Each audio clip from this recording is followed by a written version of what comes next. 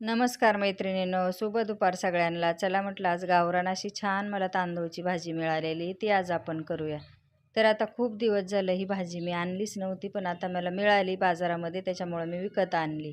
विकत आणल्याच्या नंतर भाजी निवडून घेतली, 2 ते 3 पाण्याने धुवून बाजूला ठेवली आणि लसूण मिरची कापून घेतली. लसूण मिरची कापल्याच्या नंतर लगेचच तेल गरम केलं कढईमध्ये.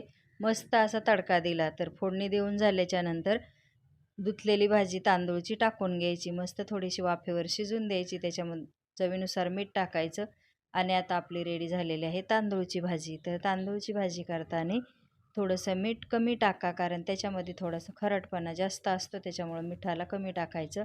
मस्त अशी रेसिपी आहे आणि एकदम गावरान आहे. त्याच्यामुळं चला, चॅनलला सबस्क्राईब केलं नसेल तर करून घ्या, लाईकसुद्धा करा. तर मस्त तांदूळची भाजी आणि बाजरीची भाकरी तुम्हीसुद्धा खायला या. चला मग परत भेटूया आता पुढच्या छोट्याशा मिनी ब्लॉगमध्ये. तोपर्यंत सगळ्यांना बाय बाय.